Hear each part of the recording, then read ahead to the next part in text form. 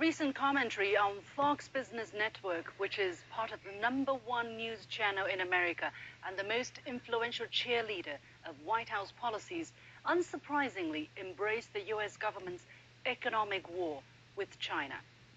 But the harshly worded piece, which aired during prime time on May the 14th, also took matters one step further. Host Trish Regan branded the U.S. trade imbalance with China as a weapon which the U.S. must use against China. Beyond claiming that China continues to prosper at our expense, Regan blamed 3 times the Chinese for stealing billions from the Americans. According to her, we don't really have a choice but to wage this war. Words have consequences. Her economic warmongering reaches millions of Americans in their homes and possibly many others around the world. And given the close, almost symbiotic relationship that the Fox channel has with the current U.S. administration, it's fair to say she also speaks for Trump's America.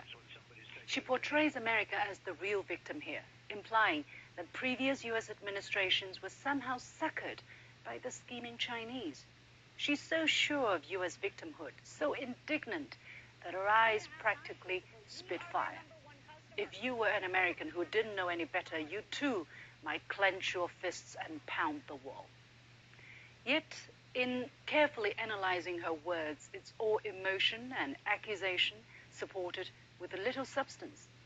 One figure upon which she bases her argument is that alleged Chinese intellectual property theft deprives the American economy of $600 billion annually. That number, also cited by other mainstream U.S. media like CNN, comes from a 2017 report of the Commission on the Theft of American IP, produced by the National Bureau of Asian Research, a non-profit U.S. organization. Those are only their estimates, yet to be verified independently. And how do you define theft? According to whom? Even then, she misidentified this figure. The report actually says the total low-end value of the annual cost of IP theft to the U.S. economy may be as high as $600 billion. Overall, it's not referring to China, but the whole world combined. So, dear Trish, perhaps you need a better research team. Watching her commentary, though, it makes me realize if the U.S. side approaches these trade talks with such bigotry and hostility, they'll lead nowhere. The kind of language being used against China has been derogatory, to say the least. War, weapons, stealing, even that our country is raping their economy. By the way, how do you rape an economy? This is not the language of a trade partner, but the insults you might hurl at an enemy. China has tried to hold its head high and refrain from such uncivil language, but it doesn't seem to make a difference. The U.S. side did not hesitate to brandish the weapon and slap higher tariffs on China. Now, 1 year after the trade frictions first erupted, China itself is finally calling this a trade war. Can you negotiate with people who cross the line of decency? I don't think so. When they issue unreasonable demands, compounded by virtually pointing a gun at your head, in this case, of course, tariffs, even if you wanted to engage, you simply can't. The U.S. now admits or even brags about this approach.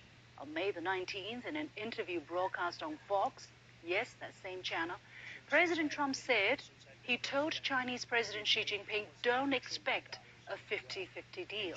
It has to be a deal in favor of America.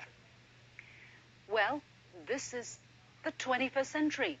The days when you could arm twist a country to accept unequal treaties ended long ago. The Chinese people rejected such treaties back then and will do so today as well. For people like Trish Regan or anyone else who thinks that economics should be weaponized against China, they'll be disappointed. Two can play at that game. Nevertheless, China will remain the adult in the room. Unless the U.S. side returns to civility and treats China as an equal, it's impossible to pursue productive trade talks.